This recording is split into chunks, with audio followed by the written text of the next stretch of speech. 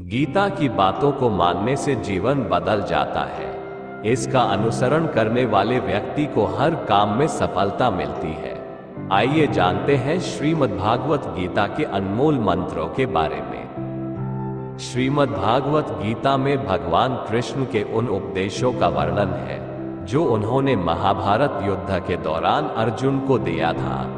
गीता में दिए उपदेश आज भी उतने ही प्रासंगिक हैं और मनुष्य को जीवन जीने की सही राह दिखाते हैं। माना जाता है कि गीता की बातों का अनुसरण करने से जीवन बदल जाता है और व्यक्ति को हर काम में सफलता मिलती है।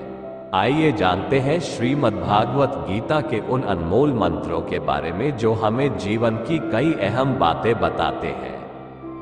गीता में श्री कृष्ण कहते हैं कि किसी भी कार्य में सफलता प्राप्त करने के लिए मन पर नियंत्रण रखना बहुत जरूरी है। काम करते वक्त अपने मन को हमेशा शांत और स्थिर रखना चाहिए। क्रोध बुद्धि का नाश करता है और इसकी वजह से बने बनाए काम भी बिगड़ जाते हैं। इसलिए मन को शांत रखने का प्रयास करें। श्रीमद्भागवत गीता के अनुसार हमें कोई भी कर्म बिना फल की इच्छा के बिना ही करना चाहिए। अगर किसी कार्य में सफलता प्राप्त करना चाहते हैं तो सिर्फ और सिर्फ अपने कर्मों पर ही केंद्रित करें।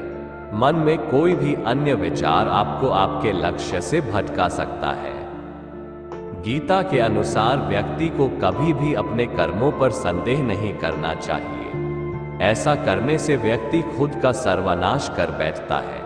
इसलिए सफलता प्राप्त करना चाहते हैं तो जो भी कार्य करें उसे पूरे विश्वास के साथ बिना किसी संदेह के पूरा करें। गीता में श्री कृष्ण कहते हैं मनुष्य को किसी भी वस्तु के प्रति अत्यधिक लगाव नहीं रखना चाहिए। ये लगाव ही मनुष्य के दुख और असफलता का कारण बनता है। अत्यधिक लगाव से व्यक्ति में क्रोध और दुख का भाव उत्पन्न होता है।